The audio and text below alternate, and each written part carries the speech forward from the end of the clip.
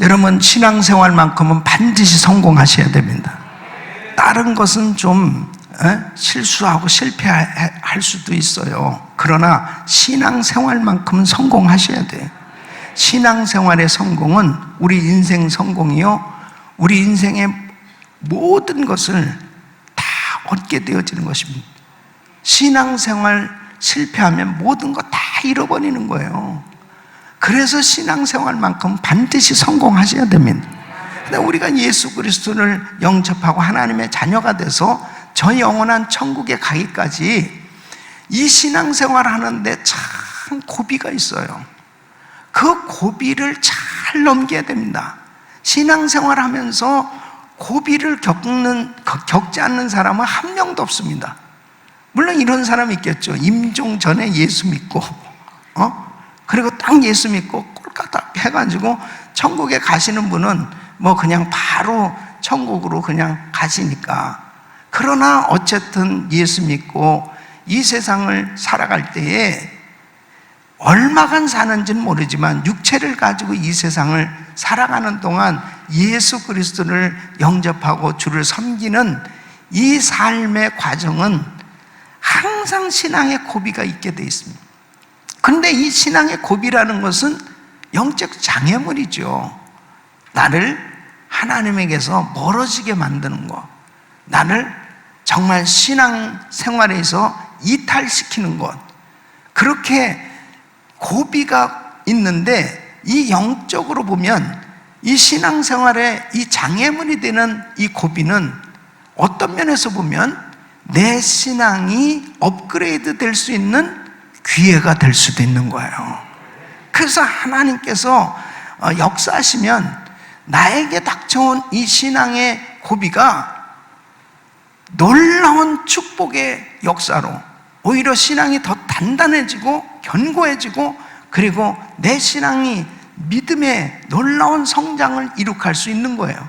여러분, 학생들도 시험을 보지 않습니까? 그 시험은 꼭 필요한 거예요. 공부를 잘했는지 못했는지는 테스트를 통해서 알 수 있는 거거든요. 평소에 공부를 어떻게 했는지는 결국은 테스트를 통해서 알 수 있는 것처럼 바로 우리 신앙생활도 그렇습니다. 다 잘 믿는 것 같지만은 결국은 순간순간마다 이런 영적인 이 고비가 왔을 때, 내 신앙의 고비가 왔을 때, 그때 바로 내가 참 믿음이 있는가, 내가 신앙생활 제대로 하고 있는가 하는 것을 그때 드러나게 되는 걸 볼 수 있습니다. 여러분들은 반드시 이 신앙에서 정말 여러 가지 신앙의 고비들을 만날 때 이 고비를 잘 넘길 수 있기를 축원합니다.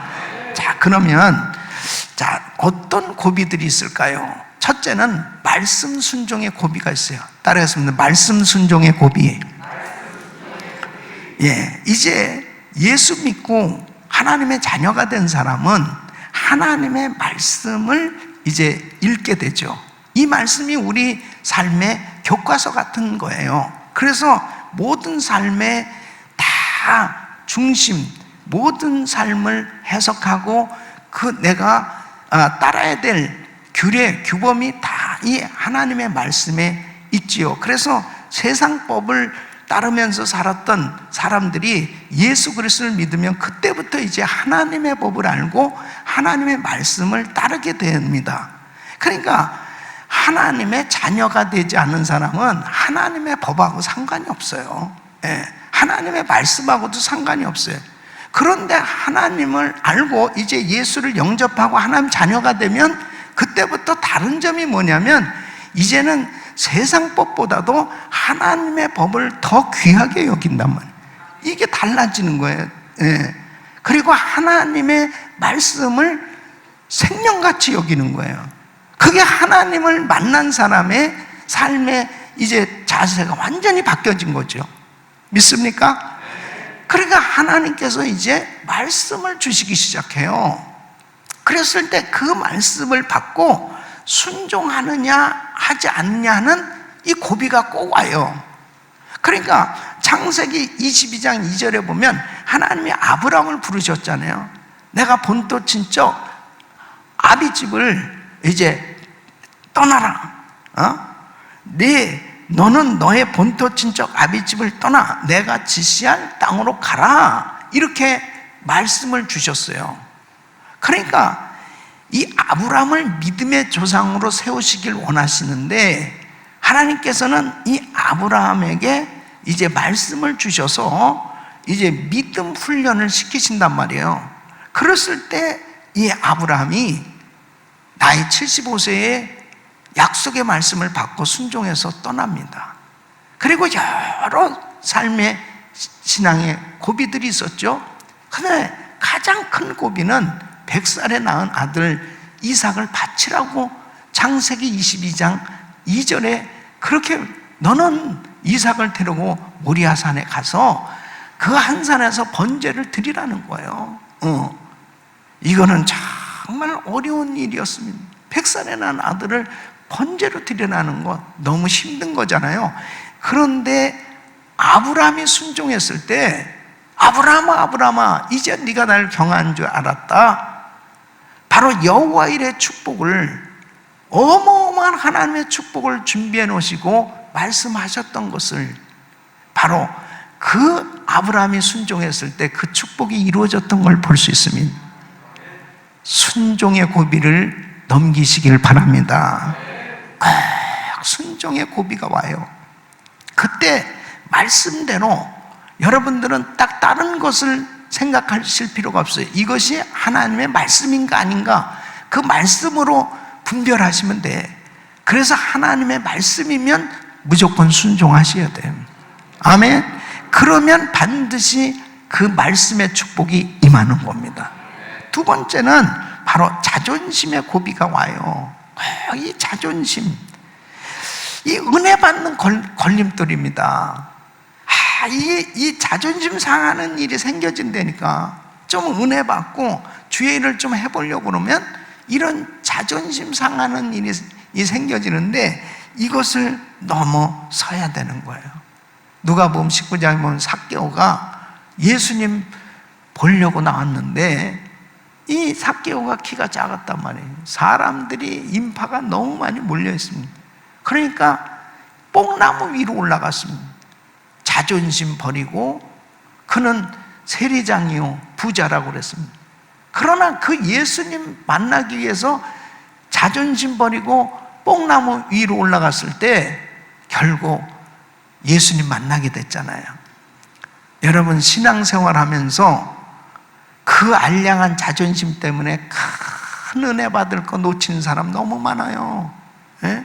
교회 왔다가 내가 누군지 알지, 이 사람이 나를 뭘로 아는 거야? 야 가자. 그래가지고 큰 은혜 받을 기회를 놓친 사람. 나만 장군 보십시오. 아람 나라의 2인자입니다. 군대 장관이에요. 왕이 친히 친서를 써서 이스라엘의 왕한테 부탁할 정도로, 엘리사한테 가면 엘리사가 자기에게 그냥 안수를, 보통 일반 사람하고는 다르게 안수를 해야지, 내가 보통 사람이요? 예? 그런데 이 엘리사가 나와보지도 않고 그냥 사환한 사람 시켜가지고 요단강에 7번 들어갔다 나오라고 그런단 말이에요. 얼마나 화딱지가 나는지 열왕기하 5장 12절에 보면요, 야 다메섹 강이 이스라엘 강보다 낫지 않냐? 아바나나 바르발은 이스라엘 모든 강물보다 낫지 않냐? 내가 거기서 몸을 씻으면 깨끗하게 되지 않냐냐 하고 어떻게 했다고요? 몸을 돌려 분노하여 떠나니. 분노해서 떠나면 자기만 손해지. 그렇잖아요?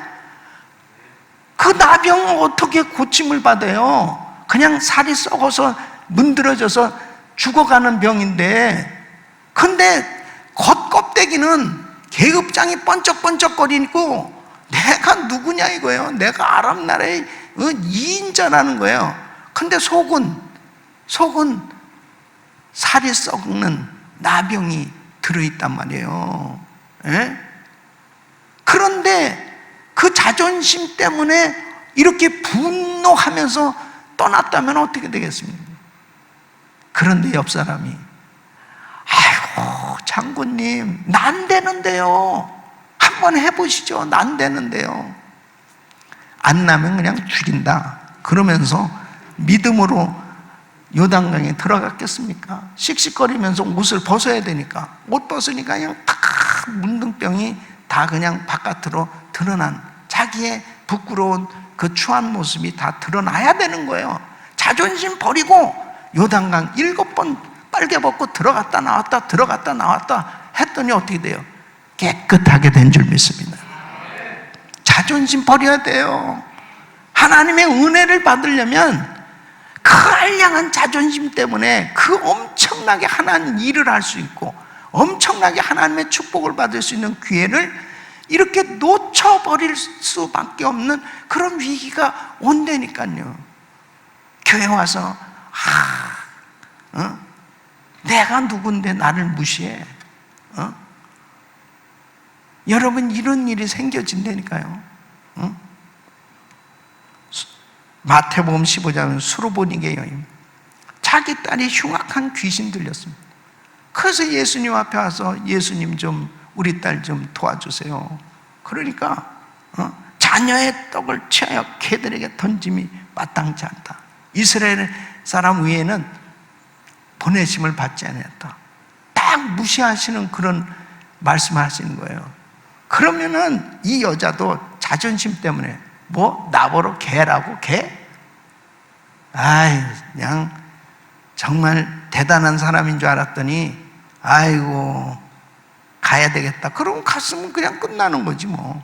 근데 이 여자가 뭐라냐면 마태복음 15장 27절에 보면 주여 올소이다. 개들도 제 주인의 상에서 떨어지는 부스러기를 못나이다. 정말 놀라운 반응을 하는 거예요. 28절에 보면 주님이 감동을 받으시고 여자여 네 믿음이 크도다. 내 소원대로 되리라. 내 소원대로 되리라. 내 소원대로 되리라. 그때로부터 그의 딸이 어떻게 됐어요? 나으니라. 네? 자존심 버리란 말이에요. 자존심 상하는 이 고비가 꼭 와요. 이것을 뛰어넘어야 됩니다. 세 번째는 교만의 고비가 와요. 여러분, 하나님의 은혜를 받고 나면 사람들이 다 나타나는 그런 인격은 겸손이에요. 그냥 주님의 은혜를 받으면 처음에 나타나는 내가 죄인인데 나 같은 죄인을 이렇게 살려주셔서 감사합니다. 이것은 뭐 대통령이고 장관이고 교수고 큰 재벌이고 뭐 어떤 사람이고 할 것 없이 은혜 받으면 나타나는 것은요 겸손이라니까. 그냥 하나님 앞에서의 겸손. 그런데 어느 시점이 되잖아요. 제정신으로 돌아와.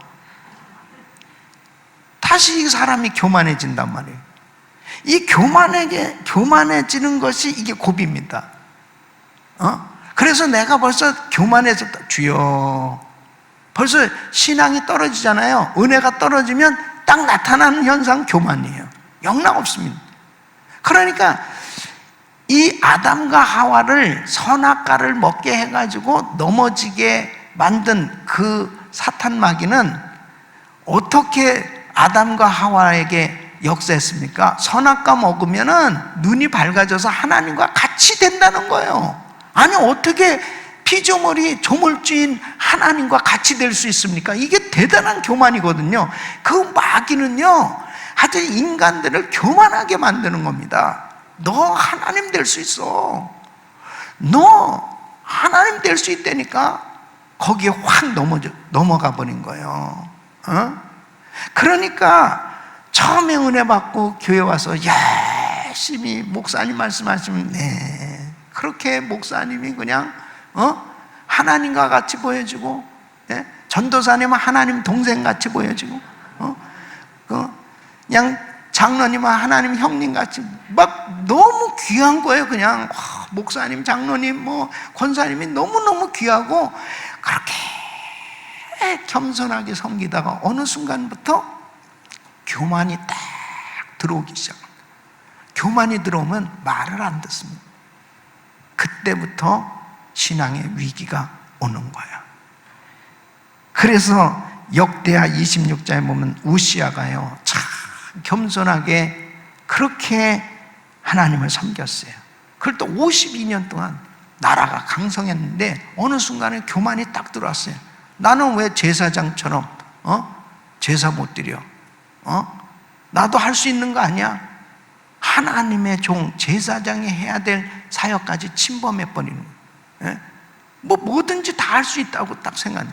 그 순간에 하나님께서 그를 쳤습니다. 그래서 문둥병이 발했습니다. 잘 나가다가 마지막에 교만해지다가 결국 실패하는 인생이 되는 걸 볼 수 있습니다. 여러분, 우리는 첫째도 겸손, 둘째도 겸손, 셋째도 겸손, 끝까지 겸손하시길 바랍니다. 겸손한 자에게 은혜를 더해 주시고요, 겸손한 자를 높여 주시고, 여러분 겸손하잖아요. 하나님이 은혜 위에 은혜를 더해 주신 거예요. 끝까지 겸손은, 어떻게 하면 내가 겸손해질 수 있을까? 내 자신이 벌써 은혜가 떨어지는 순간에 내가 너보다 나아, 이 생각이 싹 들어오기 시작합니다. 그리고 주의 종도 우습게 보여지기 시작해요. 어느 순간부터 큰일 나는 겁니다. 끝까지 겸손하시길 바랍니다. 사울 왕 보세요. 처음에 얼마나 겸손했어요. 그래서 그가 왕으로 추대함을 받. 나중에 주의 종 말 안 듣잖아요. 그 사무엘 선지자가 당대에 정말 위대한 능력 있는 주의 종이었거든요. 사무엘 선지자가 마음이 너무너무 괴로워서 그를 안 봤습니다. 나중에는 결국 안 봤어요. 정말 왕이요, 왕이 말씀을 버린, 하나님도 당신 버린다고 안 봤어요. 왜 그런지 아는? 교만해졌습니다. 자기 멋대로 하는 거예요. 그래서 하나님의 종이 귀하게 여겨지고 주의 종이 말씀하시면 크게 그렇게 하나님의 음성을 들려줄 수 있는 그 겸손을 유지해야 신앙생활 성공할 수 있는 것입니다. 그 다음에 네 번째는 정욕의 고비가 와요. 이런 이 정욕의 고비를 못 넘겼던 사람이 바로 다윗이었습니다. 사무엘하 11장에 보면은 밧세바가 모욕하는 걸 보고 정욕이 생겨졌습니다. 그래서 결국은 남의 부인을 데려다가 결국 간음죄를 저지르고 애까지 낳고, 그리고 계속 죄를 지으면은 그 죄를 해결하지 못하면 죄의 죄를 더 짓게 되는, 그의 남편 그 충신 우리아 장군을 그냥 맹렬히 전쟁 치열한 전투에 보내서 죽게 만들잖아요. 간음죄가 살인죄까지 그렇게 끔찍하게 잘못했는 그런 실수를 저지른. 그래서 이 다윗은 그때를 그렇게 괴로워하면서 하나님 앞에 회개하는 그런 시간을 갖지 않습니까? 그러나 창세기 39장의 요셉을 보면 그 젊은 청년, 혈기가 방장한 이 젊은 청년이 그런 정욕의 위기를 만나지 않습니까? 그 위기를 어떻게 해결했습니까? 그 자리를 피했다고요. 우리는 우리 자신들이 자신할 수 있는 사람 한 사람도 없어요. 하나님의 은혜로 해결할 수 있는 거예요. 근데 중요한 것은 바로 요셉이 그 보디발의 아내가 그렇게 유혹했을 때 그 자리를 피했던 것 같이 그런 자리를 우리는 만들어지지 않도록 조심해야 됩니다. 그래서 자꾸 이렇게 은혜의 자리를 찾아야 되는 거예요. 그러니까 여러분 교회 나오면 얼마나 좋습니까? 그리고 믿음의 사람들과 대화 나누면 얼마나 좋습니까? 자꾸 은혜 받을 환경을 만드세요. 그 다음에 다섯 번째는 헌금 시험의 고비가 꼭 옵니다. 그러니까 이 신앙생활 하면서 이제 하나님 앞에 드리고 싶어 하는 마음이 계속 생겨지지 않습니까? 그 은혜 받은 사람의 공동점이 뭐냐면 자꾸 하나님 앞에 드리고 싶어지는 거예요. 어쩌면 이렇게 아멘이 없습니까? 그러니까 헌금 얘기는요, 한여름에 에어컨을 안 틀어도 그때 헌금 얘기하면 아주 시원해집니다. 너무 마귀도 놀란다는 거 아니겠어요? 그러니까 하나님 앞에 그거 참 신기하죠. 하나님과 재물을 겸하여 섬길 수 없다는.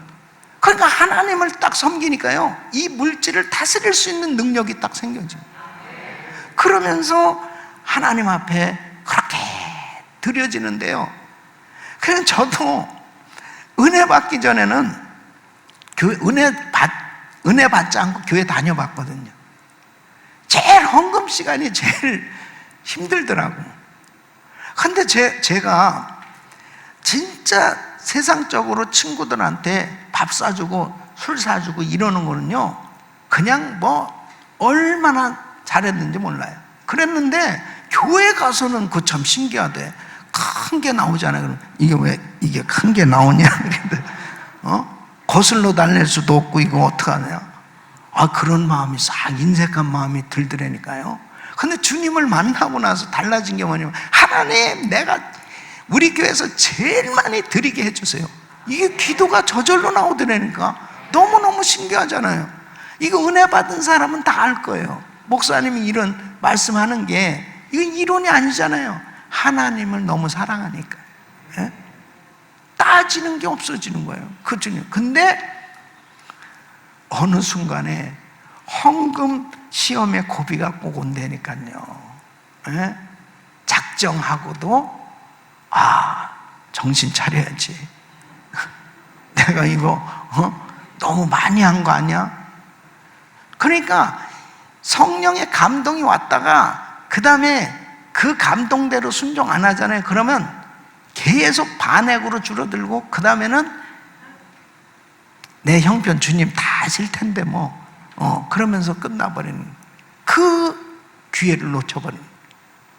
그러니까 여러분, 성경에 보면 이 물질 때문에 시험 받은 사람 다 넘어졌습니다. 아나니아 삽비라 보세요. 예? 땅까지 팔아서 다 바치려고 계획을 다 했었어요. 그리고 또 안 바친 것도 아니에요. 그런데 어떻게 됐어요? 온전히 바치질 못한 거야. 그게 사단이 내 마음에 가득하도다 그랬습니다. 사단이 그 마음을 사로잡고 있었던 거예요. 너무 아깝지 않아? 너 그거 다 바치면 어떻게 살아? 이렇게 싹 시험이 오는 거예요. 그것을 넘겨야 돼요. 아간도 그렇게 해서는 안 되는데, 아름다운 신화산의 외투와 금은을 싹 그 물질 때문에 하나님의 말씀을 어겼단 말이에요. 여러분, 헌금 시험의 고비를 넘기시길 바랍니다. 어떤 사람들은 목사님이 너무 물질을 강조하고 너무 헌금을 강조하고 나 이 교회 다니기 진짜 힘들다. 하나님이 복을 주시려고 그 말씀 들으라고 그렇게 하나님은 예비하시고 역사하시는 하나님이신데, 그것을 시험으로 받으니까 어때요? 결국은 그 축복의 기회를 놓쳐버리는 거예요. 여러분, 그래서 우리는 이 헌금 시간이 되면요, 막 기뻐해야 돼. 정말 이 예배 시간에 이 팬데믹 상황이 돼서 우리 교회도요, 이 헌금 시간이 없어요. 헌금 시간이. 그러니까 하나님 앞에 이 헌금을 드리는 시간을 정말 얼마나 귀하게 여겨야 되는데, 코로나로 이 코로나 팬데믹으로 예배가 이렇게 되어지면서 헌금 드릴 수 있는 기회를 놓쳐버리는 이런 일이 얼마나. 그러니까 하나님 앞에 준비했다가도 그냥 헌금 시간이 없으니까 그냥 가지고 가고, 그리고 온라인으로 예배 드리니까 그냥 헌금 시간 그냥 지나쳐버리고, 하나님 앞에 드릴 수 있는 그 기회를 놓쳐버린단 말이에요. 그러다 보니까 헌금 시험의 고비에서 넘어서지를 못하고 하나님 앞에 위대하게 쓰임받을 그 기회를 놓쳐버린단 말이에요. 헌금 시험의 고비를 넘어서기를 바랍니다. 그 다음에는 불만의 고비가 꼭 옵니다. 불만의 고비. 여러분, 신앙생활 하다 보면요, 이스라엘 백성들이 40년 그 광야 생활을 하잖아요. 가나안 땅 들어가기까지 출애굽해서 40년 동안 광야 생활하면서 그들이 굶어 죽은 게 아니에요. 그들이 배가 고파서 굶어 죽은 게 아니에요. 먹을 것이 없어서, 물질이 없어서 굶어 죽은 사람이 하나도 없어요. 불평불만하다가 하나님의 징계로 다 죽었어요. 광야 1세대들은 그렇습니다. 그 내용을 보면 다 불평불만이에요. 그러니까 이 마귀는 항상 불평불만으로 꼭 신앙생활을 시험합니다. 영락 없어요. 12제자 가운데 왜 가룟 유다가 결국 예수를 배신하고 그렇게 실패했느냐? 불만이 많았어요. 12제자 가운데 이 가룟 유다는 항상 예수님이 하시는 일이 불만이야. 아니, 왜 저 여자 옥합을 깨서 저렇게 허비하도록 내버려둬? 저거 팔으면은 300데나리나 되는 거 가난한 사람 나눠주면 더 좋지 않냐? 아주 그럴듯하잖아요. 항상 불평불만하는 사람들의 말은요, 일리는 있어요. 근데 일리가 진리는 아니라니까. 진리를 우린 선택해야 되는 거죠. 그런데 자꾸 합리적인 사고, 과학적인 사고에 익숙해져 가지고 그렇지 않아? 그러면 자꾸 일리 있잖아. 마귀가 하는 수작이 바로 이렇게 불평불만을 조장하는 겁니다. 그 불평불만해서 성공한 사람 한 명도 없습니다. 불평불만해가지고 신앙생활 위대하게 한 사람이 한 명도 없다니까요. 복을 받고 은혜 받은 사람 한 명도 없어요. 불평불만하다가 다 결국은 징계를 받고 실패한 자가 됐던 걸 볼 수 있습니다. 사랑하는 성도 여러분, 여러분들은 항상 불평불만이 싹 사라질 수 있기를 바랍니다. 불평불만이 왔다가도 주여, 이게 왜 이런 생각이 들지? 이것이 싹 사라져야 돼요. 아멘. 그러니까 여러분, 은혜 받은 사람의 모습 공통점 보세요. 그렇게 불평불만을 했던 사람도 싹 긍정적인 사람으로 바뀌어지는 거예요. 너무 놀랍잖아요. 그게 하나님의 은혜라는 거예요. 여러분, 저는요, 제가 보통 깐깐한 사람이 아닙니다. 저는 비판의 전문가였어요. 비판. 그래야 정치를 하죠. 그렇게 날카롭게 비판을 잘하던 사람인데 은혜를 받고 나니까요, 이게 달라진 게 아멘, 아멘. 이거 양소리 나잖아. 아멘, 아멘. 내가 왜 이렇게 나 바보가, 나 바보가 된 거예요. 나 이거 바보 같아요. 교회는 사실 어떤 면에서 보면요, 정말 너무 이렇게 안 맞는 게, 너무 세상적으로 안 맞는 게 너무 많고, 내가 과거의 그런 습관으로 보면 진짜 불평불만 비판할 게 너무 많아. 그런데 내가 그냥 목사님 말씀을 아멘, 아멘. 이거 어떻게 이렇게 불평불만이 싹 없고, 에? 그런데요, 복은 나만 받는다니까. 아멘, 아멘 하면서 그렇게 긍정적으로 신앙생활 했더니 복이 나한테 다 임하였더라니까. 여러분, 내가 복을 받았다는데 아멘이 왜 이렇게 시원찮아? 그거 참 신기하죠. 우리 교회는 선교하는 교회, 어마어마한 사역들이 많습니다. 불평불만하자만 한두 끝도 없이 해야 될. 우리 교회도 힘든데 왜 나눠줘? 우리 교회도 어려운데 왜 우리도 알지 못하는 저 사람들한테, 우리 자녀들에게 투자할 것도 없는데 왜 선교지에 교육관은 줘줘? 선교지에 그 사람들은 데려다가 우리는 쫄쫄 굶으면서 불평불만하자면 한두 끝도 없습니다. 그런데요, 하나님은 긍정적으로 순종하는 사람을 통해서 위대한 일을 이루신 겁니다. 7번째, 환난의 고비가 꼭 와요. 신앙생활하면 좀 만사형통, 할렐루야, 모든 것이 다 그냥 다 잘 되는 줄 알았는데, 아이고 예수 믿으니까 왜 이렇게 힘들고 어려운 게 많은가, 이런 시험이 싹 닥쳐오는 거예요. 환난의 고비를 넘어서야 되는 것입니다. 예수 믿지 않았으면 당하지 않을 수 있는 환난이 있어요. 오늘 이 본문에 나오는 다니엘입니다. 다니엘은 하나님을 믿었기 때문에 이런 환난을 당하고 있는, 이 사람이 신앙생활 너무너무 잘한 사람이거든요. 그 이방 나라 바벨론에서요, 그 총리 셋인데 그 중에 하나가 될 정도로 그렇게 높은 위치까지 올라가는 건 대단한 겁니다. 근데 다른 사람들이 이 사람을 전국을 다스리는 총리로 세우려고 하니까, 이 사람 이거 히브리 사람 아니냐고 작당을 해가지고 모함을 하고 공격을 하는데요, 이 사람이 흠을 잡을래도 잡을 게 없는데 보니까 기도한단 말이에요. 저가 하나님 앞에 기도하는, 하루에 3번씩, 그것도 예루살렘 창문을 엮고 3번씩 기도, 그게 딱 걸린 거예요. 저거다.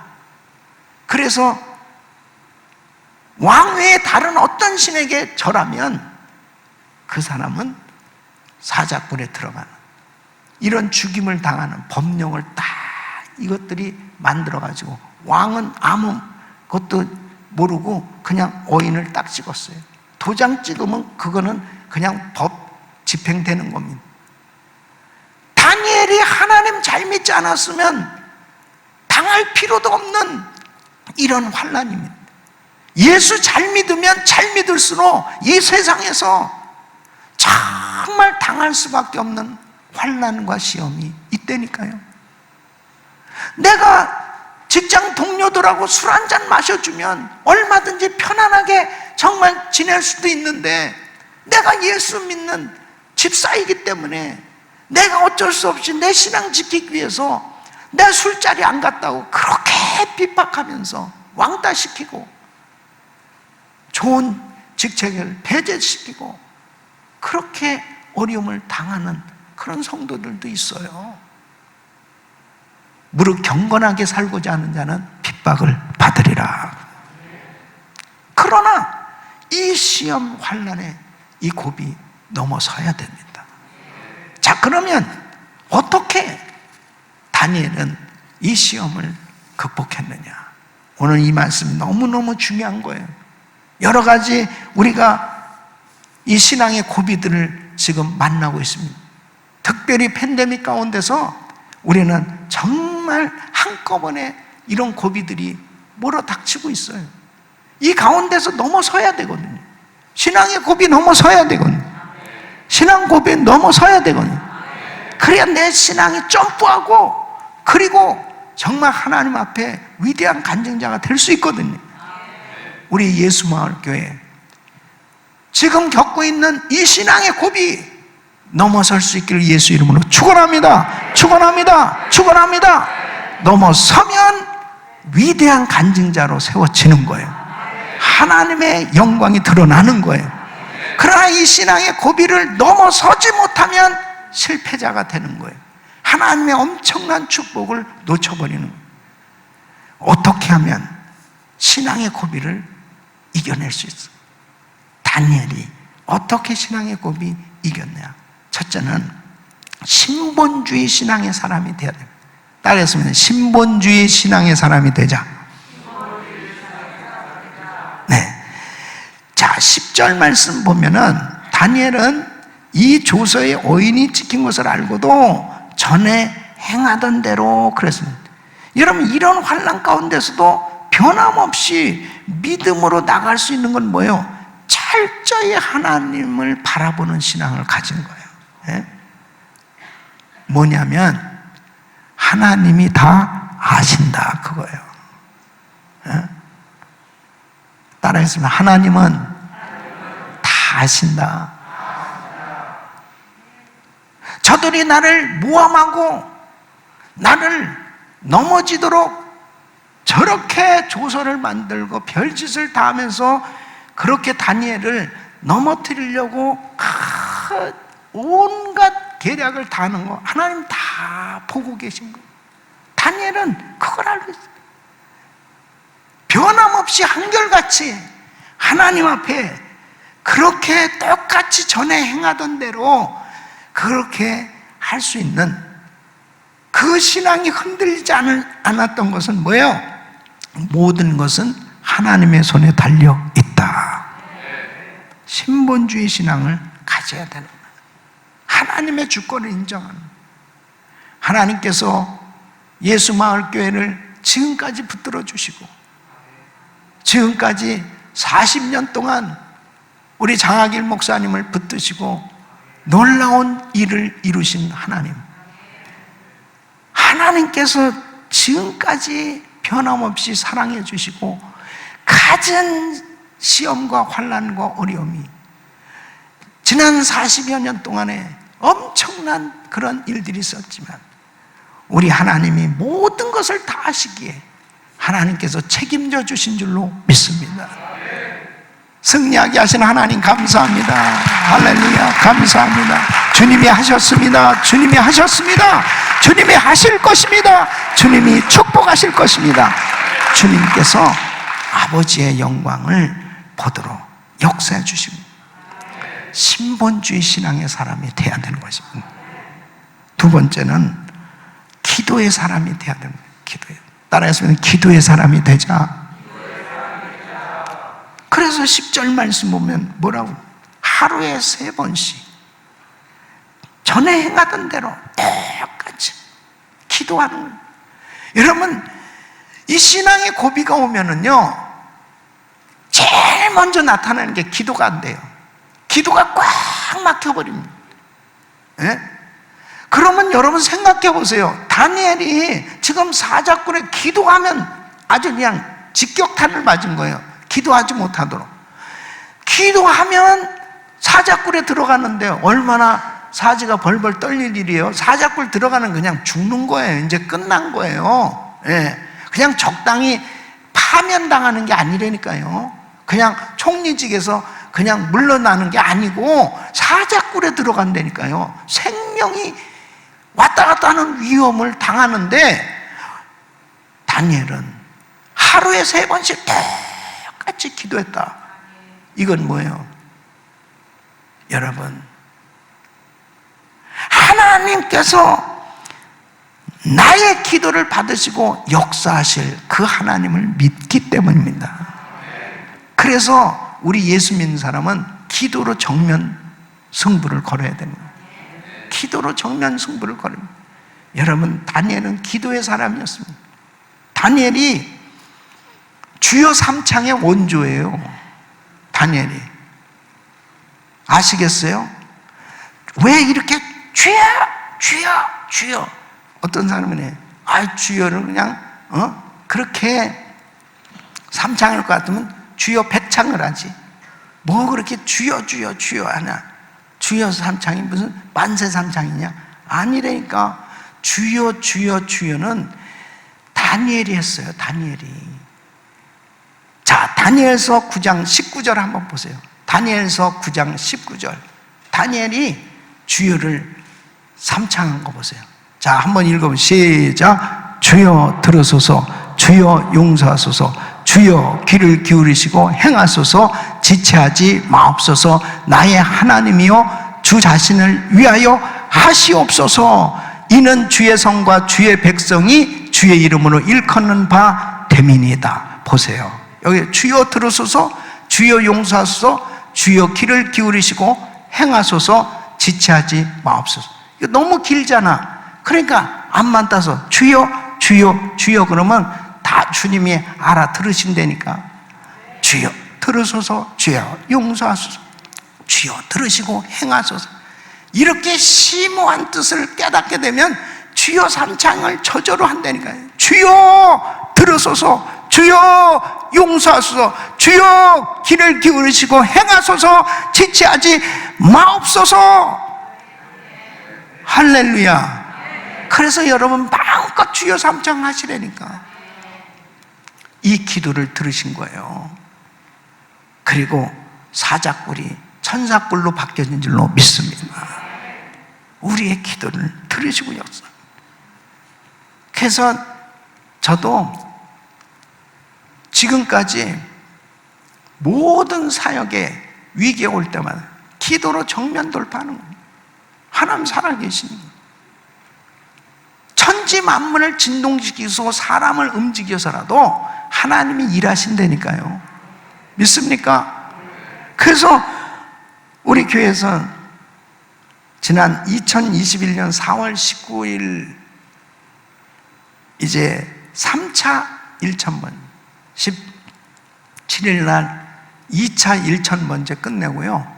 그 다음에 팬데믹이 아직도 계속 되잖아요. 그러니까 3차 1,000번째를 선포했습니다. 언제 끝나냐? 2024년 1월 13일. 여러분들은 이 날짜를 별로 기억할 필요가 없겠지만, 그러나 계속 기도하는 거예요. 하나님 앞에. 여러분이 이런 팬데믹 상황일수록 기도의 자리에 있어야 되는 것입니다. 기도의 자리에 있는 사람은 반드시 시험을 이긴다니까. 신앙의 고비를 넘어선다니까. 그래서 이번 집회를 통해 기도의 영을 받으시길 바랍니다. 기도줄 잡기를 바랍니다. 기도 문이 열려지길 바랍니다. 그래서 기도가 확 열려야 된다. 보통 이 시험을 받으면 기도가 안 돼요. 확 막혀가지고 주여 하라고 그래도 주여 그냥 잘 안 돼. 소리가 안 나와. 요즘 더군다나 마스크를 쓰고 그 다음에 소리를 지르지 않도록 뭐 거리를 두고 뭐 이런 식으로 모이지도 못하게 하니까 교회에 정말 기도 소리가 다 죽어버리는 거예요. 그래도 우리 예수마을교회는요 이게 기도가 살았어요. 너무너무 감사해요. 할렐루야, 할렐루야. 너무너무 감사해요. 기도의 불이 꺼지지 않을지어다, 꺼지지 말지어다. 계속 기도의 불이 계속 타야 됩니다. 기도의 불이 타면 되는 거예요. 되는 거예요. 하나님의 역사는 더러운 것들이 다 떠나가게 돼 있습니다. 기도의 불. 세 번째는 감사의 사람이 되어야 됩니다. 따라했습니다. 감사의 사람이 되자. 자, 10절 말씀 보니까 하루 3번씩 기도하고 여호와께 하나님께 감사하였더라. 참 놀랍잖아요. 사자굴에 들어가는 이런 상황에서 어떻게 이렇게 감사할 수 있냐고요. 여러분, 감사는 최고의 신앙입니다. 감사도 조건부로 감사하는 게 있고 성숙한 감사가 있어요. 조건부로 감사하는 것은 하나님이 이렇게 해주셨기 때문에, 응답해 주셨기 때문에, 이런 은혜를 주셨기 때문에 감사합니다. 성숙한 감사는요, 그리 아니하실지라도 나에게 힘들고 어렵고 환난과 고통스러운 일이 있어도 감사하는 게 성숙한 감사의 사람입니다. 마치 사도 바울이 매를 맞고 감옥에 갇힌 가운데서도 하나님께 감사했던 것처럼 여러분 감사의 사람이 되시길 바랍니다. 그렇게 감사하는 사람은 세상에 감당할 수가 없는 그런 능력자예요. 어떤 상황 속에서도 감사해요. 그럼 사자굴에 들어가는 가운데서도 어떻게 이렇게 감사할 수 있어요? 현재 상황을 은혜로 받아들이는 거예요. 하나님께서 이 상황을 다 알고 계시고, 그리고 하나님께서 역사하실 그 놀라운 그 은혜를 사모하면서, 심지어는 그리 아니하실지라도 하나님을 의지하는 그 마음 때문에 감사하고 있는 것입니다. 이렇게 믿음의 사람이 될 수 있기를 바랍니다. 감사의 사람이 되시길 바랍니다. 그래서 어려울수록 더 감사하는, 몸이 아프시잖아요. 그러면 하나님 몸 아픈 거 감사해요. 저에게 신의연사 주실 줄 믿습니다. 그리고 감사헌금을 드리는 거예요. 어려울수록. 우리 교회에서 어떤 집사님은, 목사님, 우리 사업장 문을 닫게 됐는데 개업 예배도 하셨는데 폐업 감사 예배도 드리셔야죠. 망했는데 인간적으로 보면 가게 문을 닫는다고 폐업 감사 예배, 감사 예물을 보통 크게 준비한 게 아니에요. 그리고 하나님 앞에 감사 예배 드리는. 목사님 폐업도 감사해야죠. 아유, 그럼 얼마나 축복이 되는지.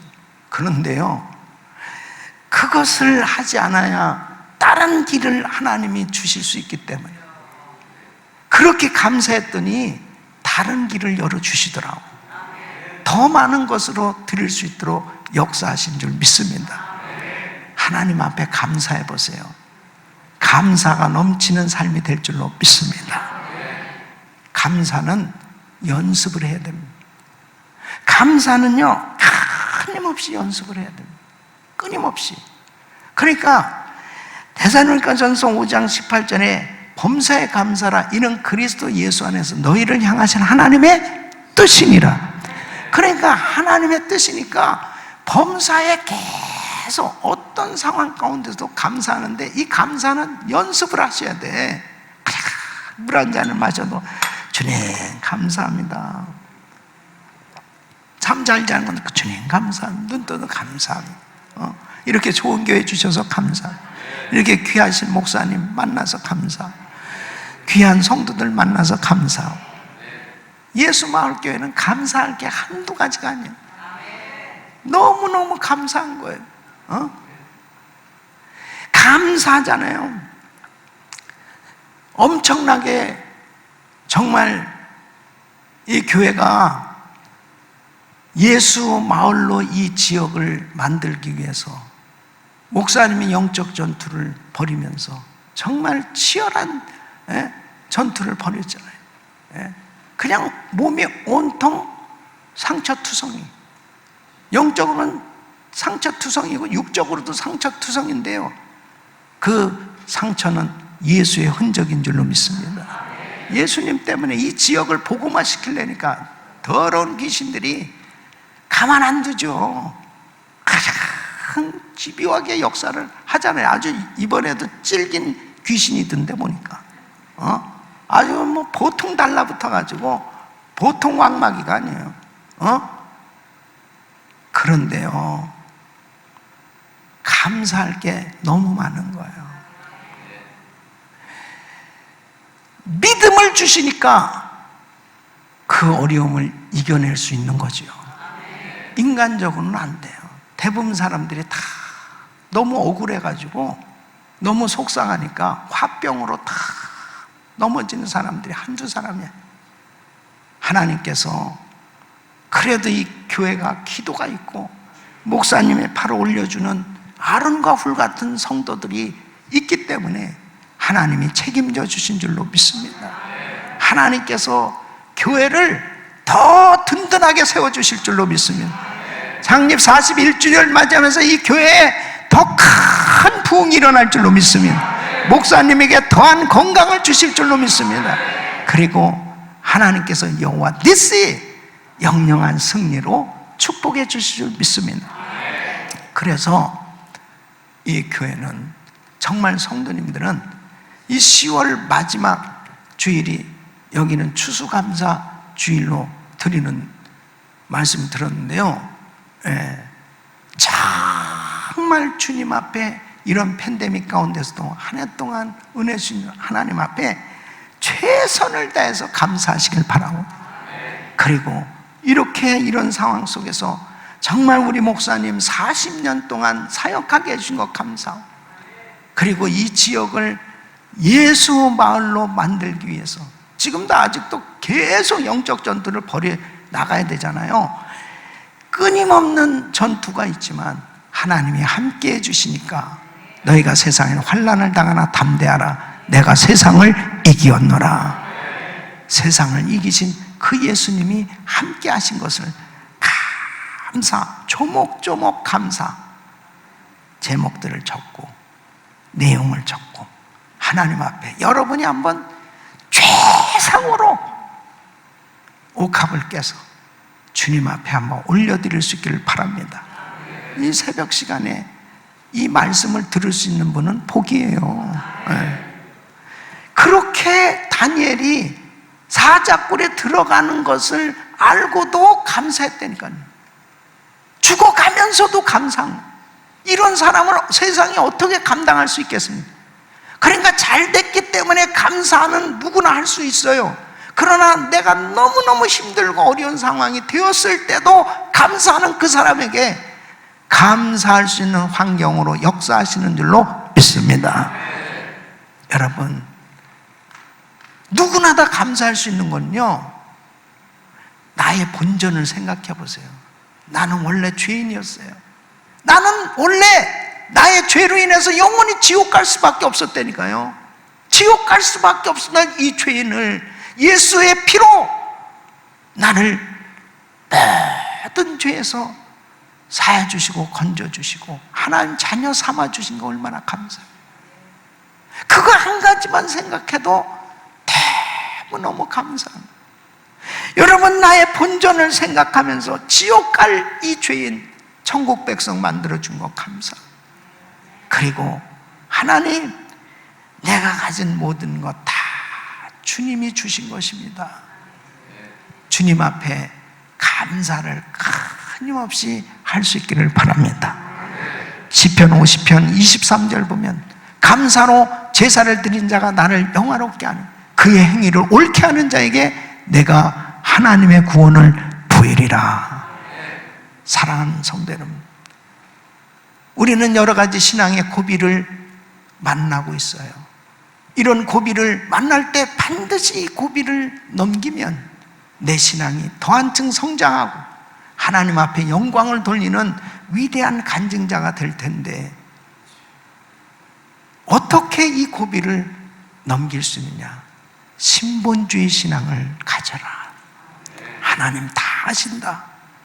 하나님 아시기에 그 하나님을 전적으로 의지하고 기도의 사람으로 하나님 앞에 엎드려 때마다 감사할 때 하나님께서 책임져 주시고 어떤 환경 가운데도 여러분들을 건져주시고 붙들어 주시고 하나님의 살아계심을 나타나도록 축복해 주실 줄로 믿습니다.